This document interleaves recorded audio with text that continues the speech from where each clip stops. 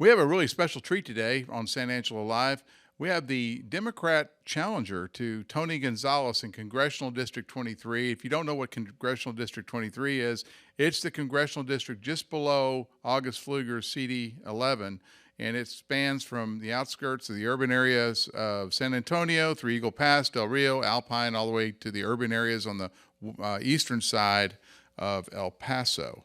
And CD23 has the I guess the honor of being the longest contiguous border between the U.S. and Mexico. So the border issues are big and hot in that area.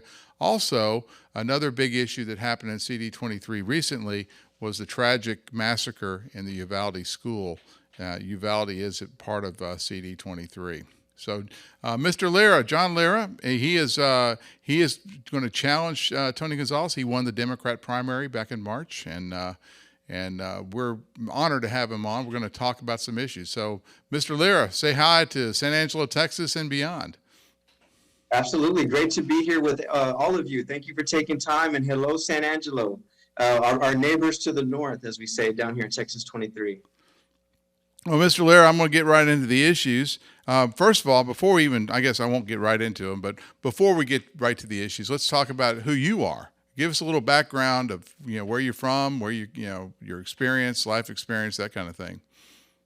Absolutely, happy to do so. My story starts in San Antonio, Texas. I was born and raised in southeast Bexar County, right by the old Brooks Air Force Base, if anybody is familiar with that, now Brooks City Base. But my story really begins in my senior year of high school. I raised my hand to join the United States Marine Corps. That not only planted the seed of service, but it sparked an 11-and-a-half-year career, including 2 combat tours to Iraq. The Marines gave me a very kind of governmental job as an intelligence analyst. So I used my GI Bill here in San Antonio area to further that profession. I got a degree in political science from the University of Texas at San Antonio, and ultimately made my way up to Carnegie Mellon University for my master's in public policy. After that, went to the front lines of public policy in Washington, D.C. for a couple of years. I worked at 3 agencies, including AmeriCorps, where I worked on veterans and military families transition back to civilian life. I worked at the U.S. Small Business Administration, where I trained veterans to become small business owners and entrepreneurs. Then ultimately a commission on service that was created by Senator John McCain in 2017. And it was all based upon how we can create an ethos of service within America's youth to want to serve in the military or in government or in their community and nonprofits.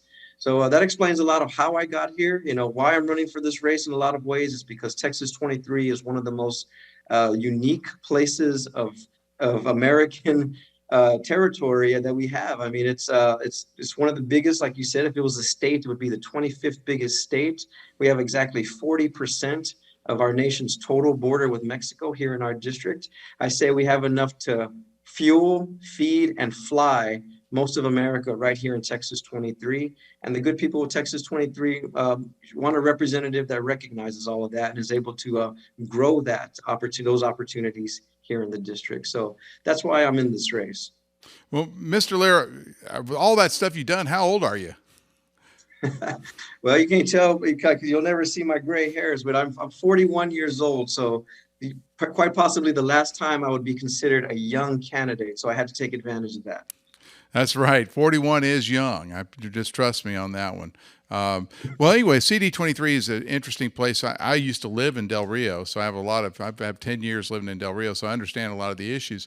One of the things I just wanted to bring up, and I know these are politically contentious things to talk about, but I was wondering if we could just talk about it in a real manner. My first job as a journalist was to cover voter fraud. And I covered a story in Del Rio, Texas. We had 3 or 4 ladies who would organize ballot harvesting operations. Now, this is back in 2002, and everyone laughed at the story I did. I mean, I had to do an open records request, got copies of all the ballots. We went through all the ballots. We categorized which ones were aided by those ladies and which ones weren't. And it was majority those ladies had helped harvest all these ballots. And what the impact was, a school board race. They had just one candidate in it, but a write-in candidate who was helped aided by the ballot harvesting actually won the race. And so voter fraud and things like that have always been kind of dear to me. And of course, then we have the November 3rd election, and now we have the January 6th inquiry at the House right now. I just want to ask you, do you, as a Democrat, do you have any problems with some of the laws that they've passed in Texas for voter integrity? For example, not allowing 24-hour voting, basically making it harder for people to take advantage of the system and perhaps bring out an election that should have been one way but would go the other because people are taking advantage of loopholes in the law.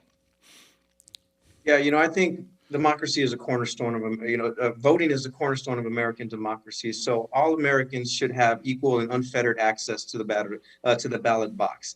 And I do think that in some cases, some of the laws passed by the Texas state legislature this past session do overreach a bit. I think in a lot of ways they aim to kind of suppress or kind of suppress voting in some of our larger counties like San Antonio, like Dallas, like Houston, by making them adapt to some of the more rural counties' requirements.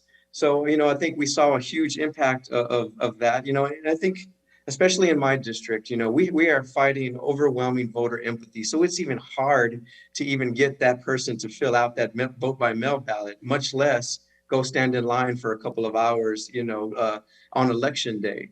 So I think we should be doing everything we can to make it a bit easier by extending, the hours and the days for early voting, especially for folks that want to go maybe later at maybe 10 o'clock in the evening when they are wide awake and the lines are a little bit lower.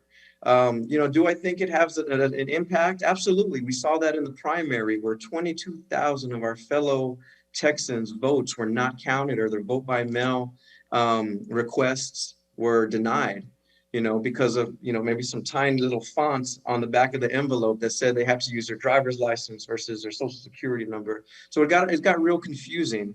But I do believe that Americans do deserve secure, transparent, and unsurplantable elections. We need to have faith and build faith in our systems. I deployed to Iraq to make sure that Iraqis in 2005 voted free of coercion, voted in a transparent way, were not denied access by, outside forces. And I never thought that I would have to come back home and kind of fight for those same things here in Texas, which does have, again, one of the most oppressive laws, I think, when it comes to voting. So I absolutely agree with voter integrity, with voting security, with voting transparency. Every American should want that. But when it comes at the cost of now denying and making it an additional burden and causing additional doubt on voting itself, then I think that's where it goes too far for me. Well, John, I'm going to expand that question because, this is my experience in CD23. I became the election fraud expert. But another early story I did was about Laughlin Air Force Base had approximately 800 absentee ballots that were cast in Val Verde County, which is right there in the middle of CD23. And most of them were voting for a Republican. And this happened in the mid-90s.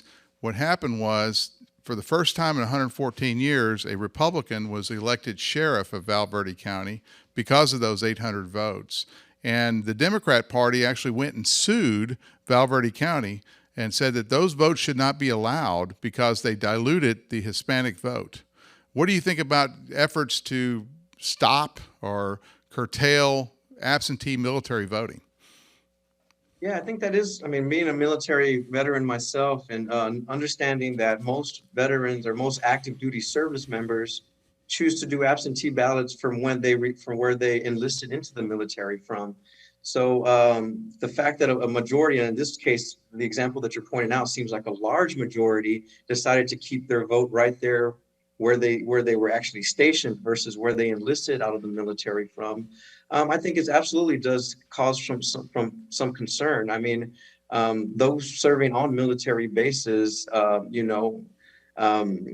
often don't live outside don't live outside of base, so they're might not be as in tuned to the local and the state politics, or of where they're actually stationed at versus where they live back home. So I think The fact that they sued them, I think maybe, not being a legal expert, I do think that just on kind of first blush, I would say, yeah, they might have cause to kind of raise some concern about that. Again, it is highly abnormal for military to take on an absentee ballot and not vote back home at their local election versus where they're stationed at in that local community where they might not be as in tune with. Well, one of the things that's happened in the military voting world is, and I'm a veteran too, and I was actually the voting officer at Laughlin Air Force Base when all this happened. But what That's happens a tough is, job to get them to kind of be engaged in a way yeah, and get heck yeah, those we absentee got ballots. 800 votes out. But what happens is most of those voters, when they get stationed in Texas, they reset their domicile to Texas because Texas has no state income tax. So that's a problem with all of our Texas bases. When you talk about how people who don't even live in the community are impacting the community through their votes, and that there's yin and yang on that, goes back and forth.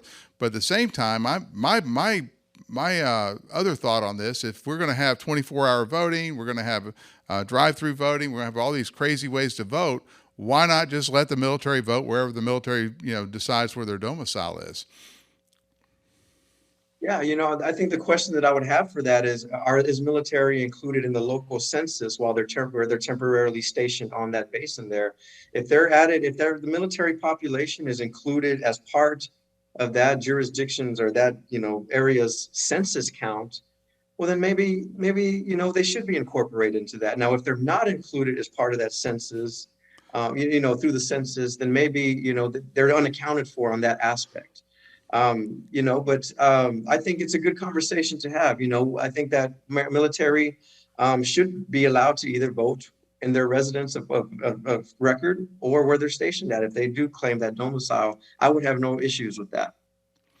All right. Well, let's go on to the next one. Let's talk some public affair, or the most recent news. Obviously, the biggest news, other than what happened in your district, we'll get to that, but is Roe versus Wade. And CD23 is predominantly, I would think, Catholic, very religious, particularly with there's a lot of Hispanic families that are still they're together. You have a very strong Catholic diocese down there, and obviously they are going to be pro-life. And how does a Democrat go into an environment like that? And what is your message as far as the pro-life in Roe versus Wade? Would you be passing laws or signing on to legislation in Washington that would guarantee the right to abortion in CD23, or would you just leave it alone, or are you pro-life? Yeah, great question. I think I was a member of one of those families that is heavily Catholic. Have been listening to in a lot of ways, the Catholic Church saying that their stances against abortion in a lot of ways. And at one point in my life, I may have felt that way, but I think now, I am I'm a father of a 16-year-old daughter. I am the uncle of four little ladies coming to age. Our whole next generation is nothing but there's five little ladies coming up into this world. So in that aspect, I got to think as a father, I would never want my daughter or any of my nieces to have an abortion. Quite frankly, I think it's probably one of the hardest decisions that a woman probably ever has to make, and not including a woman, but also with her doctor and with her partner, if that situation is even available to have a conversation with. So I do support a woman's right to choose. To me, it's not about the abortion itself. To me, in a lot of ways, it's about protecting that right as a woman to determine when she wants to become a mother, how and when, at what point in her life. Pregnancies happen for a range of issues, and so do abortions, quite frankly. Some of them are medically induced. Some of them is where the contraception has failed that they had been depending on. Some of them is out of rape and incest, and some of them are just out of everyday kind of adult, sexual activity. So I think there's a lot of ways, but I think that I would want my daughter and my nieces to have every option off the table to them. If you think about it and you zoom out and kind of understand what this does to women's healthcare in general. I was in Del Rio the other day, and when the news broke, actually the Dobbs decision broke, and I looked up women's health clinics, or I was trying to look them up on Google Maps. There wasn't a women's health clinic or a women's pregnancy clinic for 150 miles away from Del Rio. There was not one even close. I mean, that's kind of scary to have our mothers and our expected mothers to be with doctors maybe now terrified to treat them and offer them, just basic maternity services, much less reproductive services. I mean, I think this is America. I think this is an area where we should be able to lead on, and not, like I said, not creating abortion mills necessarily, but making them safer. Making a talking to through a woman through her options, of course, when she has to make these decisions. But at the end of the day, I think that decision to become a mother and what she carries and injects and puts into her body and ultimately what comes out of her body, it should be her decision.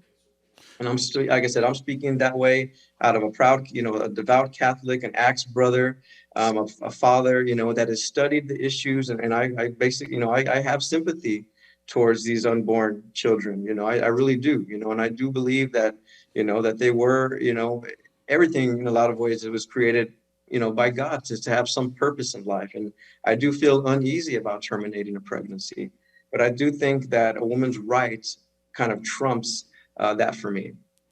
Well, we're kind of going like we talked about the voter rights thing, where we would allow, a Democrat worldview would be to allow everyone to vote, except in certain situations. And abortion is kind of the same thing. They want to have, basically everyone has to be able to have access to an abortion. But I think the problem in South Texas, from what I understand about the people there, is they're most of them are very religious or have some type of ties to the Christian worldview and the biblical worldview, where it says don't kill. I mean, that's part of the Ten Commandments. And I think a lot of people feel that if we have unrestricted access to every kind of abortion or every abortion for any kind of reason, that somehow we're no longer blessed as a nation or as a community, or that kind of thing, and bad things will happen to us. And I think there's a lot of superstition on that, or not, I wouldn't even call it religious superstition. The religious people know that there's a reaction, opposite reaction to every kind of decision you make. And if we're going to defend life with our law enforcement and our criminal justice system on the day they're born, why are we not defending when God knew them in their womb? So how do you reconcile with I guess the Christian worldview aspect of the abortion? Yeah, I mean, I completely sympathize with it. Again, I understand where they're coming from. But, and people live their religions through different ways. There's no standard of religion in this country, but there is a standard of law and essentially rights, that we should have. So again, I think, as much as we don't want to infringe on an American's right to own and bear a firearm, or we don't want to ever mandate that anybody get a vaccine. I think that's pretty un-American as well, to mandate that every single person, regardless of what their medical or health conditions are, or what their conversations with their doctors are, should get a vaccine. I think in other ways they should have a choice too, whether they decide to get that vaccine, just like women, and again, should have a choice as to what kind of goes in and out of their body. I mean, I listened to that. I sat in the pews as well, and I had to come to terms with it internally myself. And I ultimately sided on the side of my daughter and my nieces and all the other young women that are coming in America, that are coming to be. And again, I hope and I do pray that a woman doesn't have to ever find herself in a situation where she's having to terminate a pregnancy. And I would hope that it would be a hard decision, and I would hope that would be the last resort. But if she does ultimately decide to make that, then let's make that as safe as possible for her, and so that for her health as well going forward. So I guess I know that in many Hispanics, especially in my community, they agree with the Democratic policy platform. 95%, they are Democrats, but that one issue of abortion puts them over the edge. They are those one issues. And I know that it's something that I'm going to have honest conversations about. But I think what I can do is just relate to them, how I struggled to deal with it, and ultimately how I came to the decision that I do want to support, my daughter and the ladies that are coming to be, that might have to one Well, day, unfortunately, make that decision. well, we can move on from Roe versus Wade. It's always a tough one for two guys to talk about. But let's turn it now to border security. Yesterday, July 5th, you had the Kinney County Sheriff put out a press release about I didn't read the whole thing. I'm not totally in it, but he basically said that he's transporting illegals back to the border and putting them across the river himself. Because no one's doing anything to help them down there. I talked to a lot of friends and business associates in Del Rio, Eagle Pass, that area. They're just sick of it. They're sick of the border crisis. They're sick of I mean, they're at breaking points, and I think it's across ideological bounds now because it's gotten so bad. What are you going to bring to Congress if you're elected to solve this border crisis in light of you're running for office under the banner of the Democrat Party, which is Joe Biden, who is getting blamed for everything for his open borders policies? Yeah, no, I agree. What we have now is not a nation, not a border system, not an immigration system, not an asylum a system that is befitting a nation of No, no immigrants that one. we are. It is a mess down there, and I will call it a crisis because I've been down there and I've talked to the people down there, and they tell me it's a crisis. They live it every single day. And these are some very, these are, yellow dog Democrats. These are Christ loving, Catholics and great Christians, kind people, honest workers. But when you mention migrants, they kind of tense up and they say, yes, we are concerned. We get groups walking through our neighborhoods. They're starting to take over abandoned houses. I don't feel safe. A gentleman says he has to leave to work, and now he's concerned about leaving his wife and his kid, they're alone. So it is certainly a crisis, and I do call on President Joe Biden to do more about it. He made a lot of campaign promises that said that he would address this issue.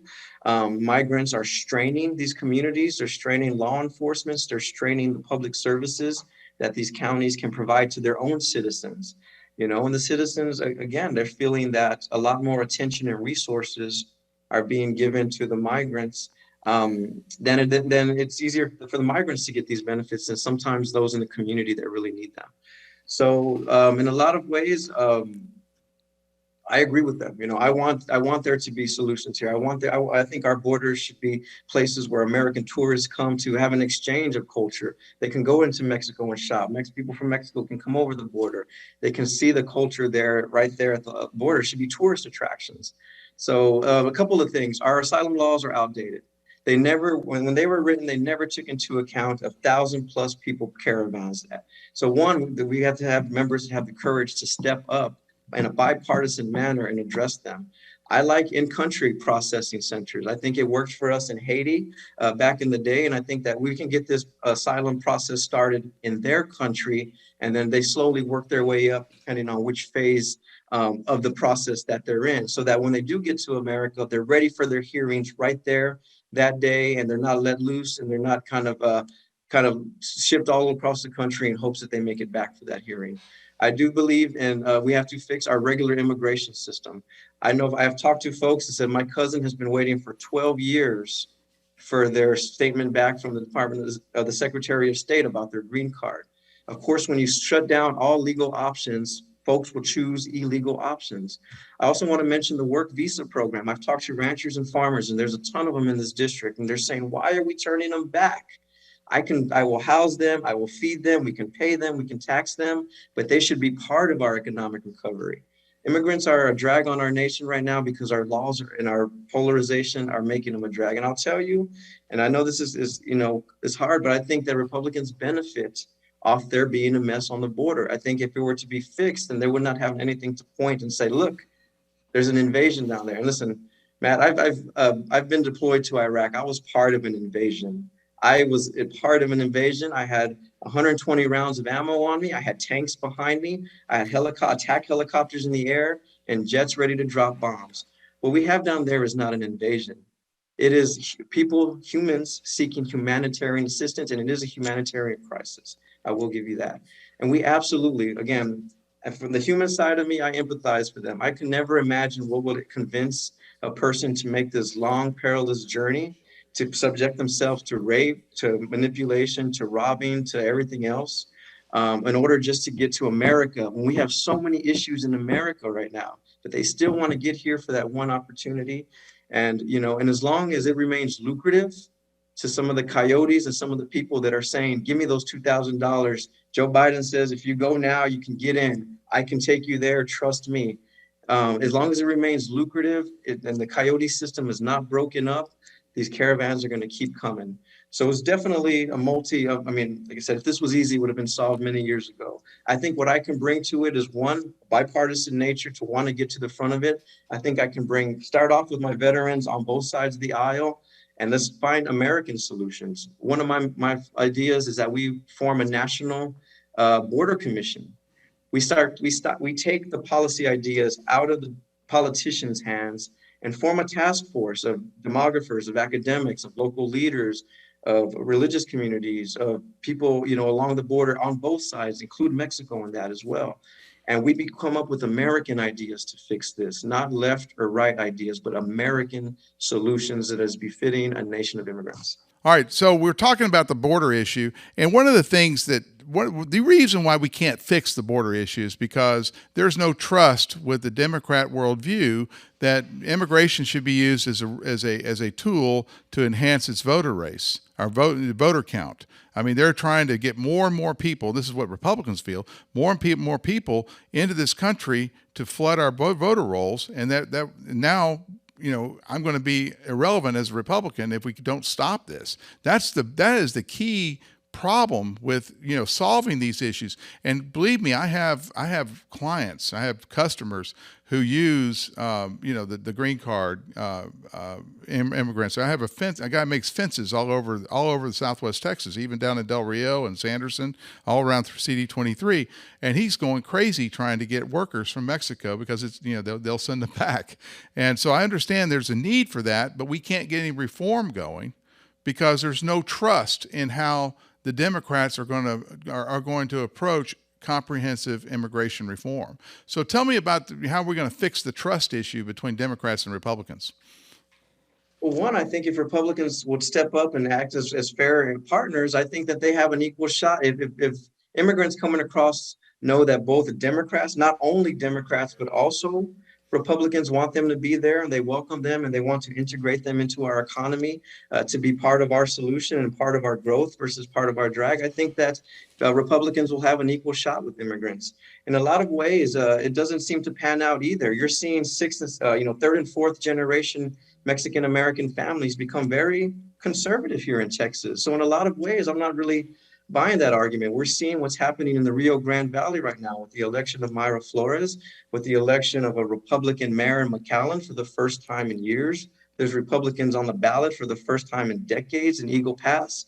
So I'm not really kind of buying that argument. If it was working for us, then there wouldn't be a surge of Latinos. So I think they're up for grabs. If we can just work together as Democrats and Republicans, to get immigrants in and to get through the legal process and integrate them into our economy, integrate them into our community, let them have, show their true potential of what they can be here versus just hiding in the shadows.